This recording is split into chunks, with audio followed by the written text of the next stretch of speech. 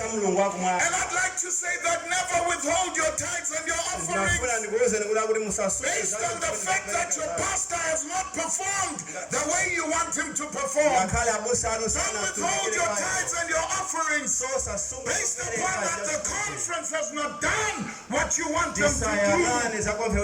Give your tithes to the storehouse, because it is your act of worship to God and not to Mabenge.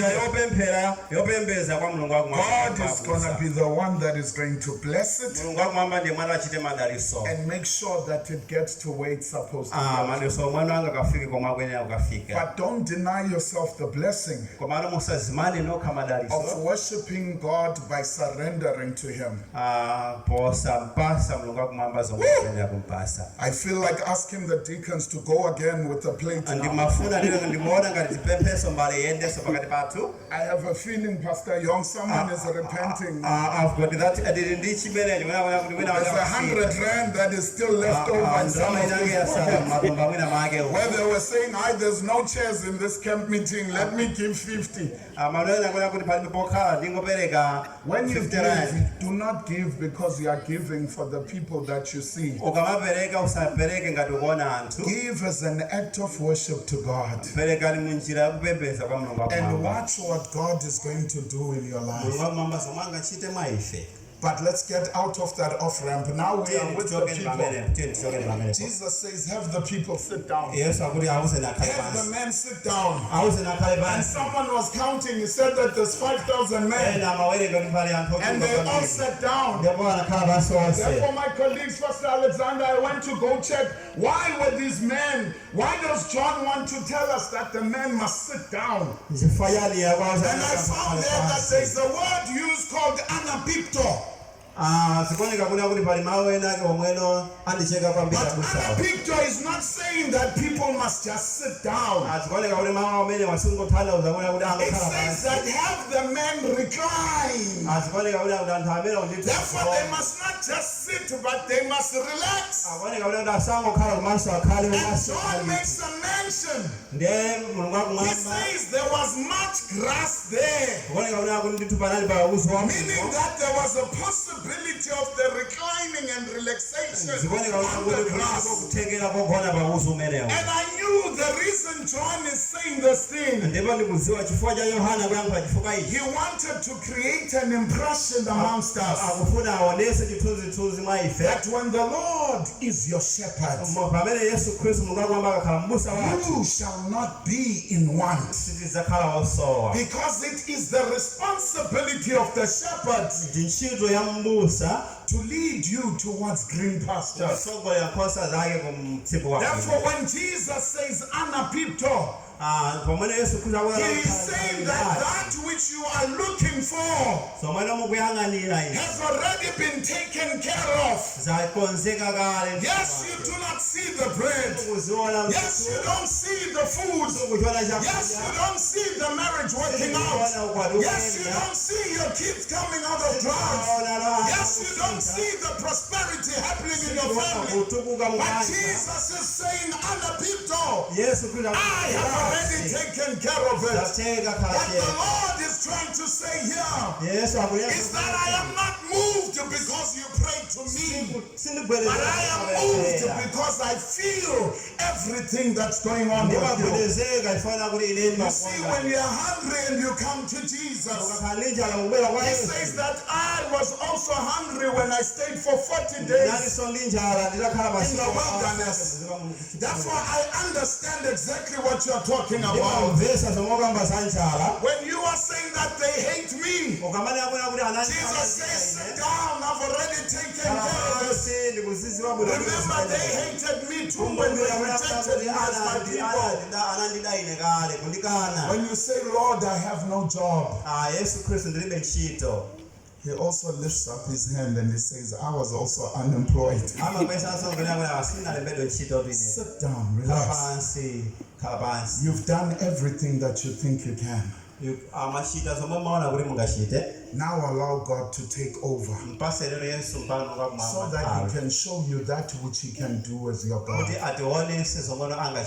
are situations in our lives that we worry ourselves with and we lose our peace over based upon the fact that we think there are still things that we need to do. And yet sometimes it has nothing to do with you, but it has to do with the great war that is happening between evil and good. Job's friends told him that he must confess his sins. And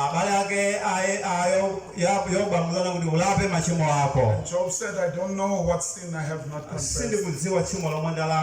I don't know what you're talking about. Yet bad things were still happening in the life of Job. I'd like to say that when you've done the best that you can, don't be anxious and lose your sleep over it, but evoke anapipto upon your God. So that you say, God, I have done everything that I can. Lord, I have worked at this marriage. I now evoke anapipto. I'm going to sit down and relax, and I'm going to let heaven take over. Lord, I've looked for a job and I've sent CVs all over. It's enough. There's no more I can do. I'm evoking anapipto. I'm going to sit back and relax and allow you to be God, so that I watch you reveal the little boy that you've already placed in my midst, so that that which you say is an answer to your prayers becomes God's provision for you prior to you even asking for it. I'd like to say that whilst we are going through the difficulties we are going through in this life, God has already answered each and everything that we are looking for right now. And all we need to do is to open our eyes to the spiritual realm, so that we can see the heavenly hosts that are lined up next to us, because God has taken care of each and every problem that we have. I'm going to close now. I can see some of you are restless here. You're about to stand up. Anapito, just for a little while, just a minute. Anapito. You know, I grew up in Mabenge. That's where I got. I wonder what she said now. That's where I picked up my kakas and cookies and cocoas. And there in Quebec, I had a neighbor. His name was Jomo Kai. And I loved my neighbors, and they loved me as well. And they had somebody that I did not love so much in their family. His name was Fufu. He was just a dog. But I think because of his fur, they named him Fufu.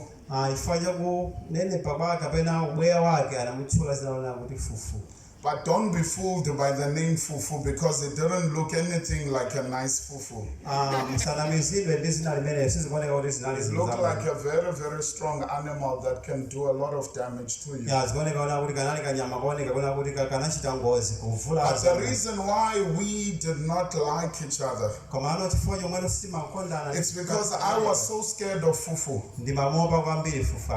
that I wouldn't dare go into that yard if Fufu is not on a chain. And then when Fufu is on a chain, it would be my opportunity to also make Fufu to feel bad because he made me fear him. So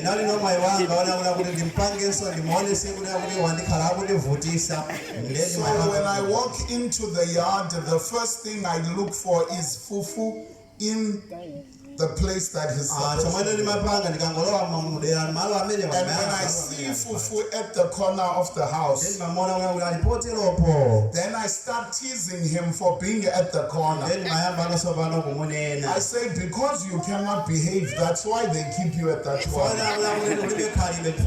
Stay there, you foolish dog. There's nothing you can do to me. But you want to bite? You want to bite? Come, try and bite. The dog would be mad. He would bark.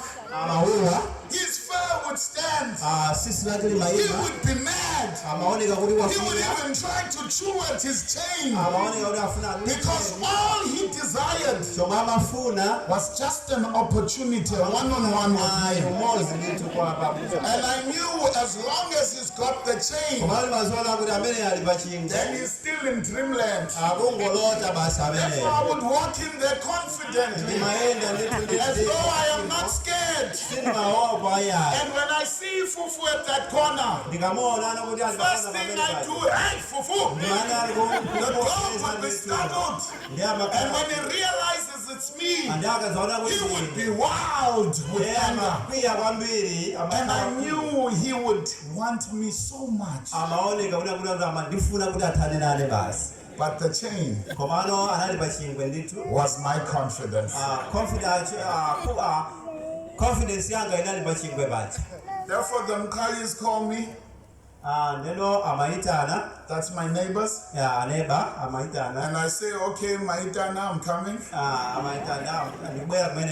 I get there, I look in their yard first to scout where's Fufu. I see Fufu is at his corner there. And that is my point of confidence. I opened the gate, I unbolted the gate. Walked in the yard. Bolted the gate behind me. And I looked at my friends. And I said, oh, Fufu, the stupid one. They are all chained up in the corner because you can't behave.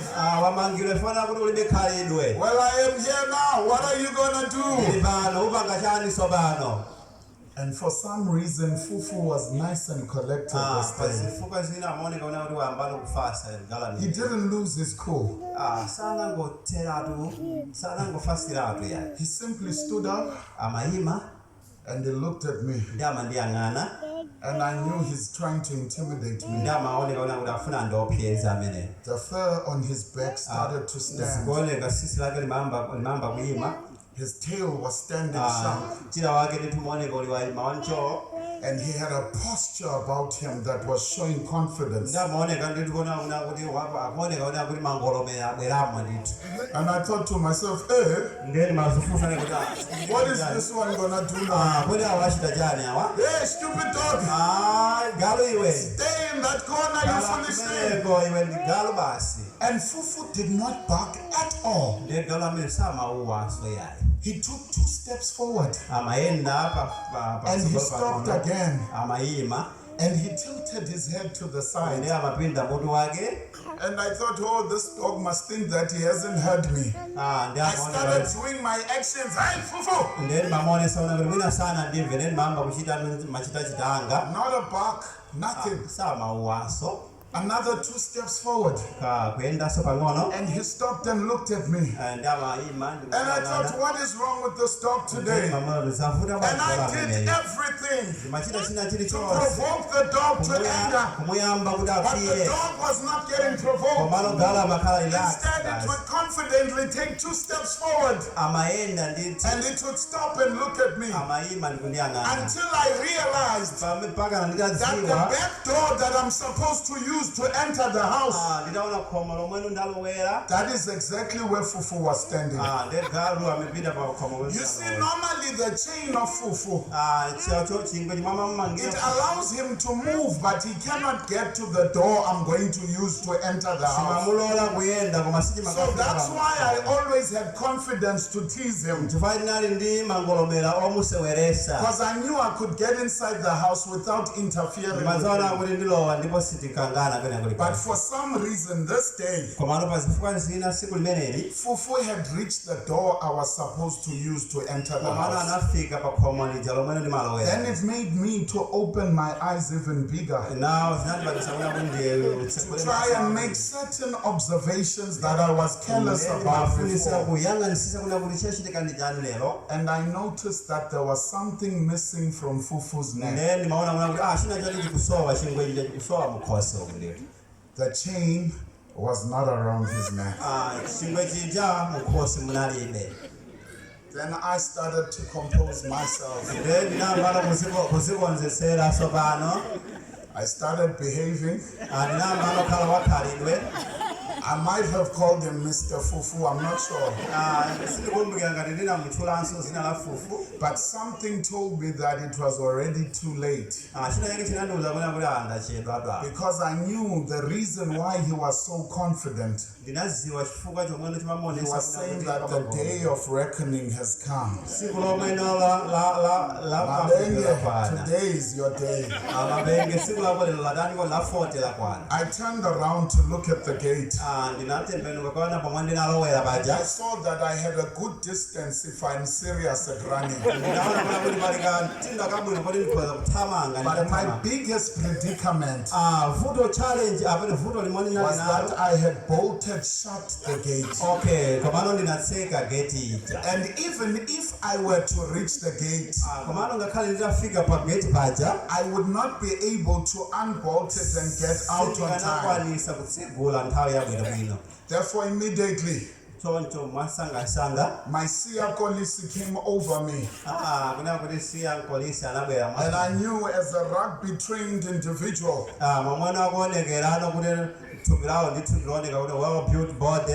no big berries, no berries. Therefore, I knew that it was time for me to also make sure that I come to this fight.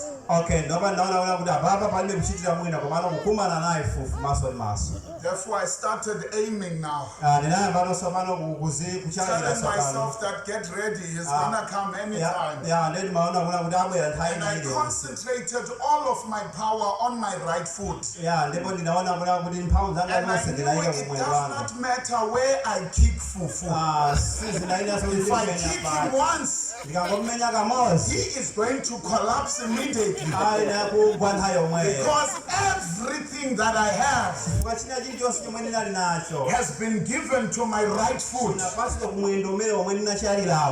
whilst I was thinking about it, positioning myself, trying to make sure that there's good distance before I release, Fufu came for me. I was not ready, but he came. And I knew I have to release now. It's now or never. Therefore, I let go of it. Oh, like a good rugby player, my foot moved nicely. I could feel the strength. I knew this dog is gonna die today. And my foot was going right. And I could see it was gonna land somewhere in the neck region. And I knew, boy, this is your day, Fufu. I am going to destroy you. And just when the foot was about to reach him, Fufu simply moved back just a bit. And then I thought to myself, okay, now what happens to all the power that I have put to my hand? because I've already released the food.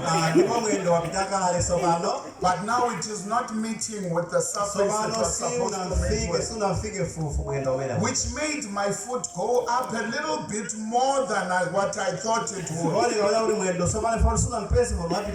And it continued going up even more. And I remember realizing that it is not only my one foot that is going up now. Even my second foot was up in the air. And when I landed on my back, I knew I am in serious trouble. Hey, that boy beat me.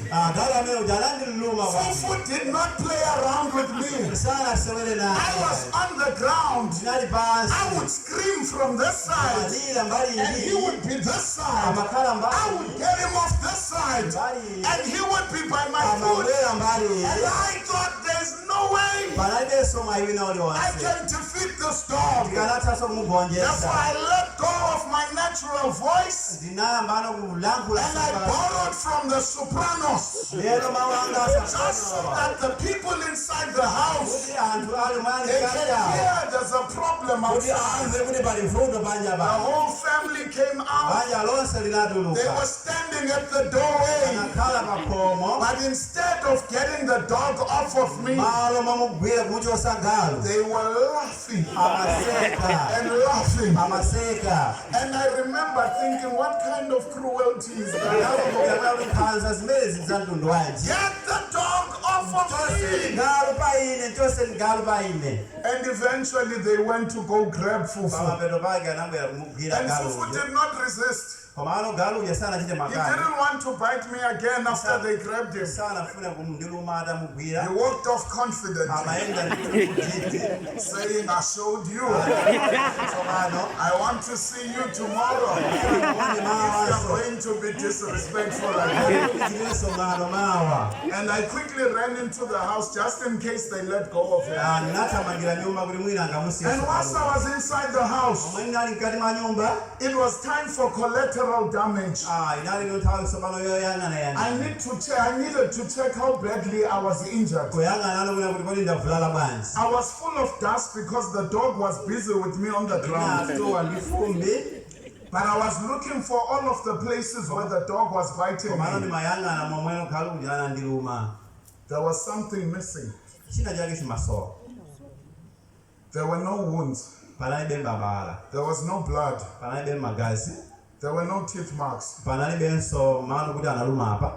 knew the dog beat me. I was shocked. I remember I was on the ground. I remember Fufu biting me. I remember screaming. But yet there was nothing on me. And with my confused face, I turned to my neighbors. What's going on? And they came in laughing again, saying it's time for us to reveal our little secret as a family. You see, a long time ago, when Fufu was still younger, he had a car accident.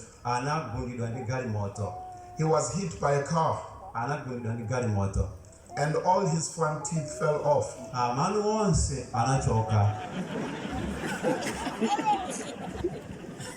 I don't know why you're laughing, because you're not in that situation.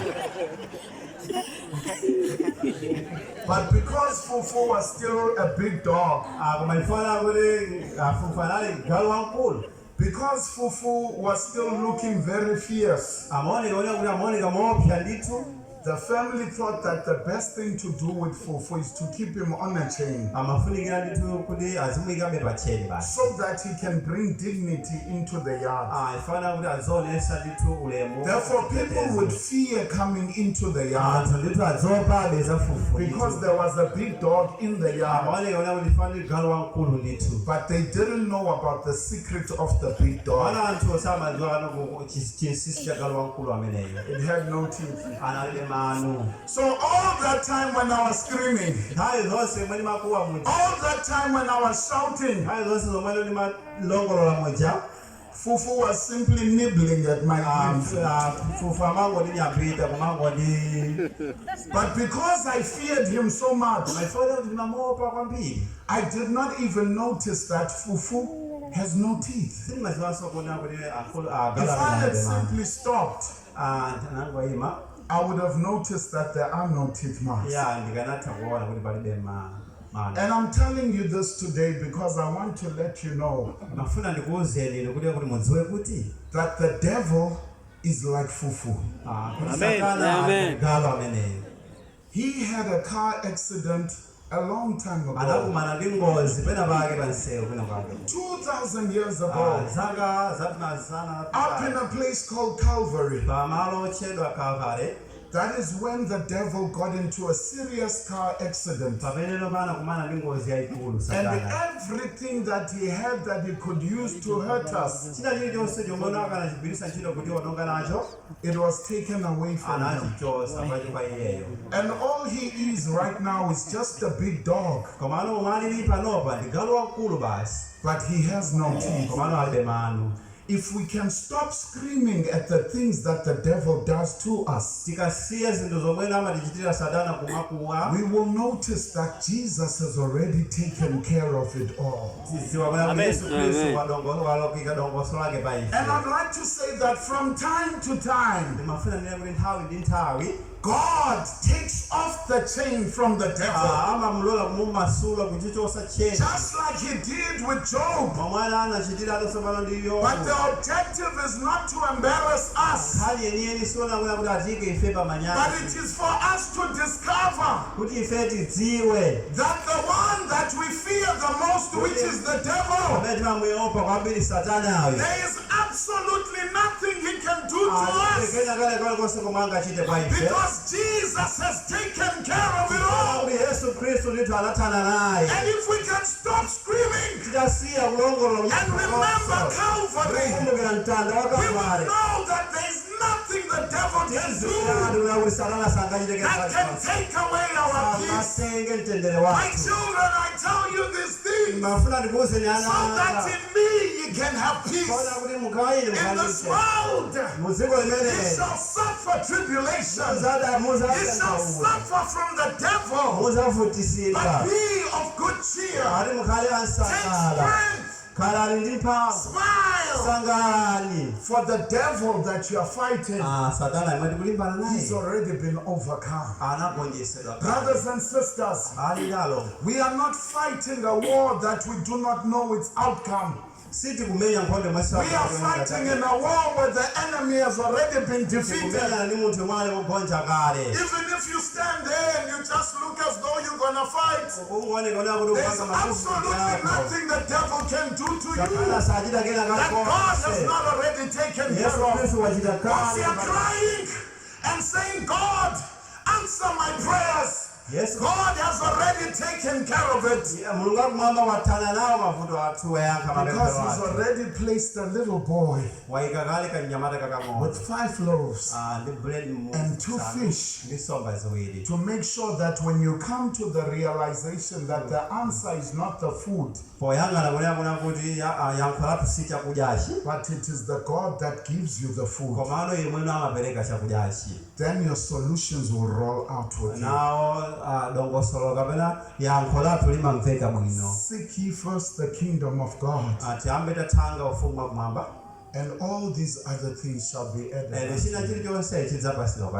Brothers and sisters, I'd like to say today, God is calling on all of us to stop giving ourselves anxiety over issues that we think we still need to take care of before we come to Him. He's saying, I as your God have already taken care of it. All you need to do is to just accept me. And salvation will all be yours. And I'd like to speak to somebody today that was saying that, Lord, I did not know that there's already a provision that has been put for me. Lord, I did not know that there's already a little boy with 5 loaves of bread and 2 fish that you have placed within my vicinity so that they can become an answer and a blessing to me. I thought that there's still something that I needed to do so that I can be ready for me to be a good offering for heaven. But today I realize that there is no action that can come from me that can save me. All I need is the saving power that has already been bestowed upon Calvary, so that I too can be heir of the kingdom of God. If you are here today and you have been prolonging taking that decision, I urge you to stand up where you are so that we can pray with you, so that you can receive the power that is coming from heaven. We have all tried everything that we think that we can do, but there's absolutely nothing that we can do towards our salvation. Jesus indeed has paid it all, and Jesus has placed everything at our disposal, so that as soon as we are birthed in Him, we can realize that the solutions have always been in front of us all along. Someone is breaking today because there's been an issue of unemployment that has been keeping him from coming to Jesus. Someone is breaking today because they wanted Jesus, but they couldn't accept a Jesus of so many hypocrites. And they thought that if this Jesus is good, how come they are not good? And I'd like to say that this salvation has been contextualized for you and not for all of these people that are here. And if you're here today and you're saying everything that has been happening in my life has broken me, but Father, I am here today saying that please take over. I am going to be in an anapipto moment and allow you to do the work that you're supposed to do, so that I can be a better version of that which I need to be. And Pastor, I am saying in the next baptism, I want my name to be recorded there, so that when people are going into the waters to make their decision public, I too want that decision to be made for me. I want to enter the waters so that I can realize the freedom of anapipto.